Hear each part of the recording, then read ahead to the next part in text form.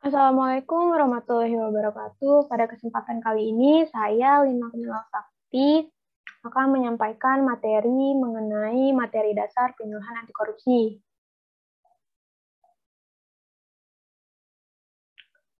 Lalu, kita akan membahas tentang pencegahan korupsi. Apa saja usaha untuk mencegah korupsi? Ada melakukan tindakan preventif, melakukan edukasi dini sebisa mungkin, pengembalian uang negara, melakukan pengawasan melekat, mensosialisasikan penyuluhan anti korupsi, perbaikan sistem pengawasan, mempermudah sistem perizinan. Lalu apa sih tujuan akhir dari pencegahan korupsi itu? Yaitu untuk menghapus segala bentuk korupsi dalam rangka menunjang terwujudnya good governance. Sasarannya sebagai berikut: menurunnya perbuatan korupsi, menurunnya jumlah kerugian finansial maupun sosial, meningkatnya penyelesaian tindak lanjut kasus-kasus yang berindikasi korupsi, meningkatnya partisipasi masyarakat dalam menginformasikan perbuatan korupsi, terwujudnya sistem pengelolaan yang memiliki daya tangkal terhadap praktik-praktik korupsi, serta lebih efisien dalam menjalankan tugas, fungsi, dan wewenangnya. Lalu yang terakhir adalah meningkatkan efektivitas sistem pengendalian manajemen. Sedangkan untuk indikator keberhasilan pemberantasan korupsi bisa dibagi menjadi menurunnya persentase tindak pidana korupsi, kepercayaan publik terhadap pemerintah menguat, pengembalian uang negara meningkat, dan sistem pengawasan melekat pada instansi-instansi efektivitasnya meningkat. Role model mengenai negara-negara dengan indeks persepsi korupsi tinggi. Ada 10 negara, diantaranya adalah Denmark, New Zealand, Finlandia, Singapura, Swedia, Swiss, Norwegia, Belanda, Jerman, dan Luxembourg. Indeks persepsi korupsi Indonesia sendiri pada tahun 2021 sebesar 38 poin dan menduduki posisi 96 dari 180 negara. Sedangkan pada tahun 2020, IPK Indonesia sebesar 37 poin dan ranking ke 102. Di Denmark sendiri, dengan IPK 88 poin pada tahun 2021, mereka mempunyai unit pemberantasan korupsi di setiap lembaga pemerintahan. Pemerintah Denmark menerapkan keterbukaan politik dengan memodernisasi sektor publik dan manajemen sumber daya politik. Manajemen sumber daya publik melalui peningkatan transparansi dalam pengambilan kebijakan, mekanisme akuntabel dan anti korupsi, partisipasi warga dan dialog civil society, pendidikan di Denmark gratis, para siswa dan mahasiswa juga mendapatkan biaya hidup bulanan dari pemerintah Denmark, biaya pengobatan di Denmark juga gratis. WHO atau World Health Organization memasukkan Denmark sebagai negara paling mudah berbisnis di Eropa. Untuk New Zealand dengan IPK 88 poin juga pada tahun 2021, memiliki proses pemberantasan korupsi yang signifikan. New Zealand percaya bahwa menerapkan sanksi sosial lebih manjur ketimbang memberikan hukuman mati bagi para koruptor. New Zealand juga memiliki badan khusus untuk memberantas korupsi dan juga organisasi independen berbadan hukum yang khusus menangani dan mengekspos korupsi polisi jika terjadi kasus. Lalu dampak korupsi tentunya bisa berdampak ke banyak hal ya. Beberapa di antaranya adalah dalam ekonomi bisa penurunan produktivitas, lesunya pertumbuhan ekonomi dan investasi, rendahnya kualitas barang dan jasa untuk publik, menurunnya pendapatan dari sektor pajak, dan meningkatnya hutang negara. Untuk sosial, mahalnya harga jasa dan pelayanan publik, pengentasan kemiskinan berjalan lambat, terbatasnya akses bagi masyarakat miskin, meningkatnya angka kriminalitas, solidaritas sosial semakin langka, dan demoralisasi. Untuk dalam pemerintahan, birokrasi tidak efisien atau layanan publik, matinya etika sosial politik, runtuhnya otoritas pemerintahan.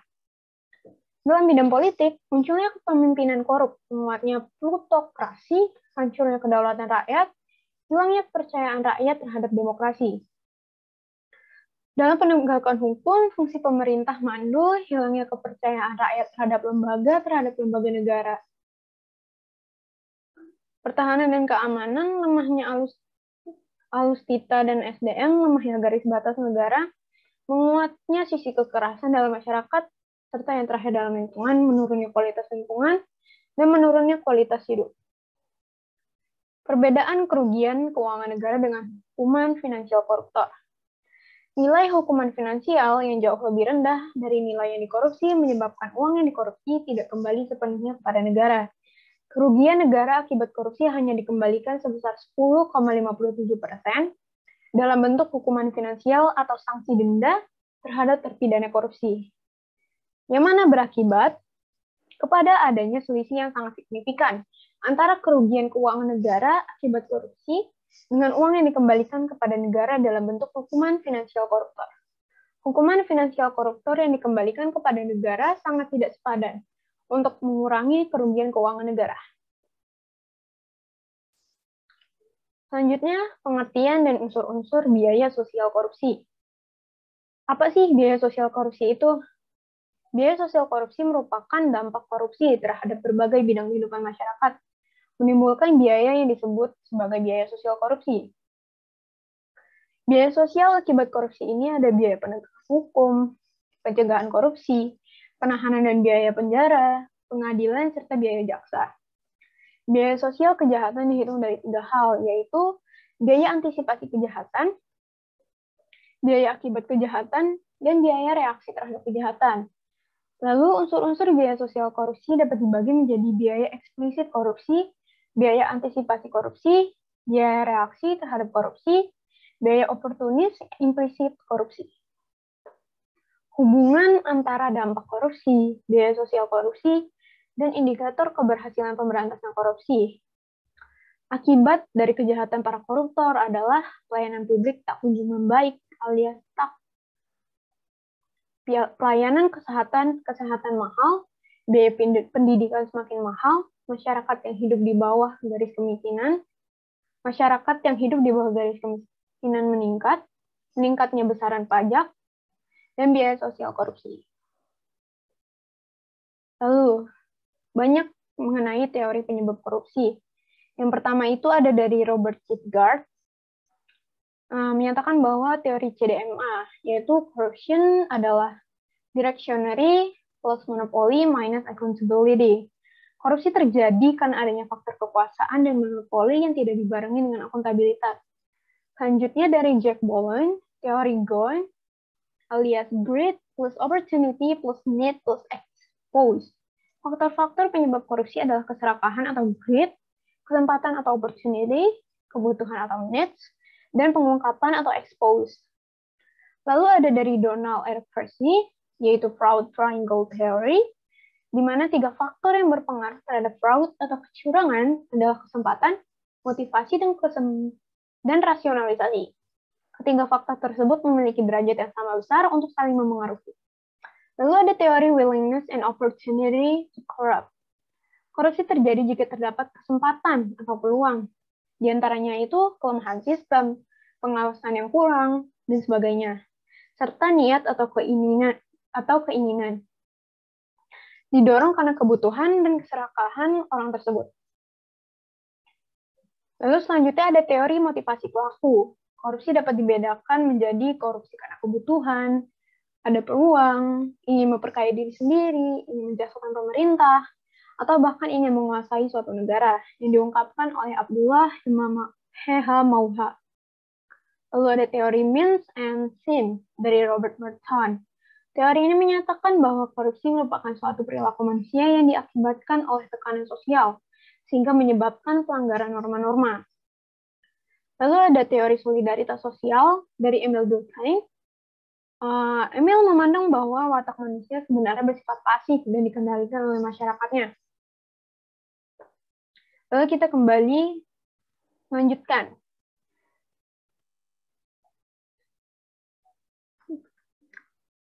Pengertian untuk korupsi sendiri berasal dari bahasa Latin. Diambil dari kata corruptio yang merupakan kata kerja.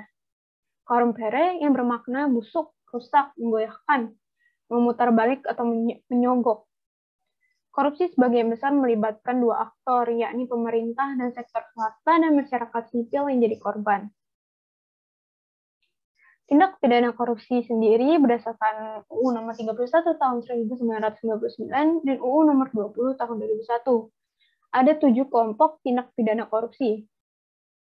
Di antaranya yaitu kerugian keuangan negara, suap menyuap, penggelap dalam jabatan, pemerasan, pembuatan curang, benturan kepentingan dalam pengadaan, dan gratifikasi. Sedangkan untuk dasar hukum tindak pidana korupsi ada Undang-Undang Nomor 11 Tahun 1980 tentang tindak pidana suap. Undang-Undang Nomor 28 Tahun 1999 tentang penyelenggaraan negara yang bebas dari korupsi, kolusi, dan nepotisme. Undang-Undang Nomor 31 Tahun 1999 tentang pemberantasan tindak pidana korupsi. Undang-Undang Nomor 20 Tahun 2001 tentang perubahan atas Undang-Undang Nomor 31 Tahun 1999 tentang pemberantasan tindak pidana korupsi. Dan Undang-Undang Nomor 46 Tahun 2009 tentang pengadilan tindak pidana korupsi. Sedangkan, apa itu perbedaan gratifikasi, uang pelicin, pemerasan, dan suap? Penyuapan adalah bentuk pemberian yang dilakukan oleh korporasi atau pihak swasta berupa pemberian barang, uang, janji, dan bentuk lainnya yang bertujuan untuk mempengaruhi pengambilan keputusan dari pihak menerima suap. Uang pelicin secara umum didefinisikan sebagai sejumlah pemberian, biasanya dalam bentuk uang, untuk memulai, mengamankan, mempercepat akses pada terjadinya suatu layanan. Gratifikasi adalah pemberian dalam arti luas, yakni meliputi pemberian uang, barang, rabat atau diskon, komisi, pinjaman tanpa bunga, tiket perjalanan, fasilitas penginapan, perjalanan wisata, pengobatan cuma-cuma, dan fasilitas lainnya. Tujuan untuk pemberian hadiah. Sedangkan pemerasan adalah seorang memaksa seseorang memberikan sesuatu, membayar, atau menerima pembayaran dengan potongan, atau untuk mengerjakan sesuatu bagi dirinya. Bisa dilihat dari sini, ada pegawai negeri atau penyelenggara negara. Untuk penyuapan, penerima dan pemberi aktif. Bisa dari masyarakat atau pengusaha. Sedangkan untuk gratifikasi, penerimanya pasif, bisa dari masyarakat atau pengusaha. Untuk pemerasan, penerimanya aktif, bisa dari masyarakat atau pengusaha. Lalu, strategi untuk pemberantasan korupsi ini bisa dilakukan dengan cara represif. Strategi represif memiliki tujuan untuk penindakan terhadap pelanggaran tindak pidana korupsi, agar menimbulkan efek jera buat para pelakunya. Lalu, bisa juga menggunakan strategi perbaikan sistem. Dengan sistem yang baik, bisa meminimalisir terjadinya tindak pidana korupsi. Misalnya melalui pelayanan publik yang serba online, sistem pengawasan terintegrasi, dan sebagainya. Lalu ada juga edukasi dan kampanye. Edukasi dan kampanye memiliki peran strategis dalam pemberantasan korupsi, guna dapat membangkitkan kesadaran masyarakat mengenai dampak korupsi, mengajak masyarakat untuk terlibat dalam gerakan pemberantasan korupsi, serta membangun perilaku dan budaya anti korupsi. Rencana aksi pemberantasan korupsi. Ada specific, significant, stretching and simple, measurable, meaningful, motivational and manageable, attainable, appropriate, achievable, adjustable, ambitious, aligned, action-focused, relevant, result-based, result-oriented, resources, resonant, realistic. Dan yang terakhir ada timely, time frame, time-based, time-bound fixed, time-specific, and timetable. Rencana aksi pembatasan korupsi adalah 3M. Mulai dari diri sendiri, mulai dari hal kecil, dan mulai saat ini. Berikutnya mengenai integritas. Integritas itu bertindak secara konsisten antara apa yang dikatakan dengan tingkah lakunya sesuai nilai-nilai yang dianut, atau nilai-nilai yang dapat berasal dari nilai kode etik di tempat dia bekerja, nilai masyarakat, atau nilai moral pribadi. Nilai-nilai integritas ini ada 9. Di antaranya yaitu kejujuran, kepedulian, kemandirian, kedisiplinan, tanggung jawab, kerja keras, kesederhanaan, keberanian, dan keadilan. Kira-kira segitu saja yang bisa saya sampaikan dalam video ini. Kurang lebihnya mohon maaf. Lalu say no to corruption dan tegakkan integritas. Terima kasih.